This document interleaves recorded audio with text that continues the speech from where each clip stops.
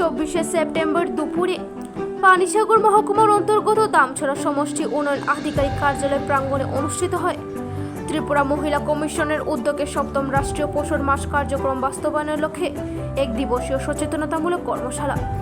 এতে উপস্থিত ছিলেন রাজ্য মহিলা কমিশনের চেয়ারম্যান ঝর্ণা দেববর্মা।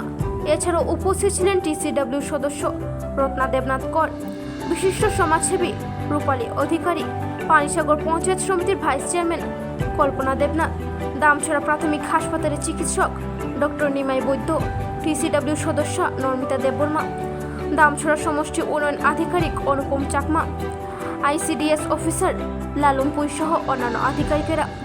স্বাগত আলোচনা রাখেন রত্না দেবনাথ কর।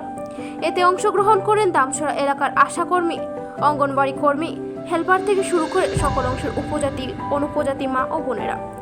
পরিশেষে রাজ্য মহিলা কমিশনের মূল্যবান আলোচনার মাধ্যমে এক দিবসীয় সচেতনতামূলক কর্মশালার সমাপ্তির ঘোষণা করা হয়। Bureau report, Shyamali, Tripura.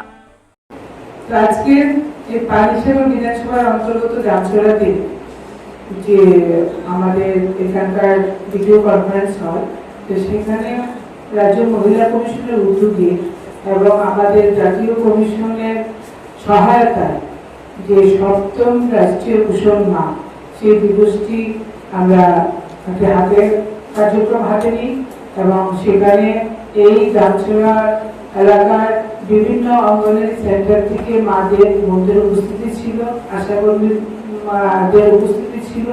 কারণ আপনারা সবাই জানেন 2018 সালে এই পোষণ মাহ যে পুষ্টি প্রকল্প যে অভিযান, সেই অভিযান শুরু হয়েছিল।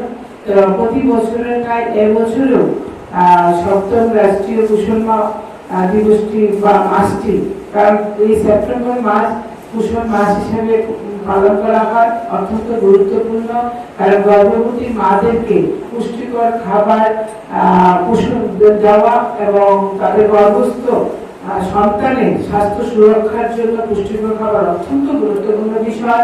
কারণ আমরা জানি প্রতি বছরই যে স্বাস্থ্য পরিকাঠামো রয়েছে, তাতে অনেক গর্ভবতী মা অপুষ্টির অভাবে এবং অনেক শিশুরা অপুষ্টিজনিত কারণে অকালে এই পৃথিবী ছেড়ে চলে যেতে হয়। তার জন্য একদম কি বলবো, একদম জন আন্দোলনে তৈরি করেছেন আমাদের কেন্দ্রীয় সরকার, যেন সমস্ত রাজ্যে গর্ভবতী মাদের সুরক্ষা প্রদানের জন্য সমস্ত ডিপার্টমেন্ট থেকে শুরু করে সবাই এনজিও থেকে শুরু করে আমরা মহিলা কমিশন, শিশু কমিশনও বিভিন্ন কার্যক্রম আমরা এই সেপ্টেম্বর মাসে হাতে নিয়েছি।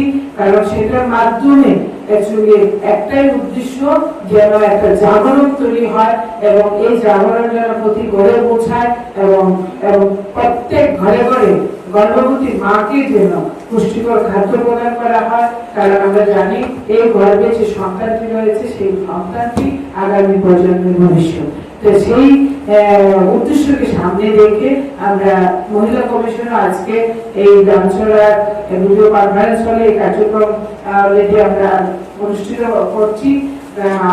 রাজ্য মহিলা কমিশনের পক্ষ থেকে আমরা 59টি জেলায়ও সেই কার্যক্রম হাতে নিয়েছি এবং মহাই জেলাও আমরা সেই কার্যক্রম হাতে নিয়েছি। এবং গতকাল সন্ধ্যায় আমরা ধর্মনগরে প্রান্তিক যে বৃদ্ধাশ্রম রয়েছে, সেই বৃদ্ধাশ্রম আমরা পৌঁছে গেছি, বৃদ্ধ মাদের হাতেও পুষ্টিকর খাবার তুলে দিয়েছি। সেখানে যে একটা শিশু আবাসন রয়েছে, আবাসন রয়েছে, সেই আবাসনও আমরা পুষ্টিকর খাদ্য সেই বাচ্চাদের হাতে তুলে দিয়েছি। তো সবাই মিলে সেই জন আন্দোলনকে সফল করার জন্য আহ্বান থাকবে এবং আমরা চাই একটা সুস্থ মা সুস্থ সন্তান জন্ম দেওয়া, আগামী প্রজন্মকে সুস্থ রাখা। ধন্যবাদ।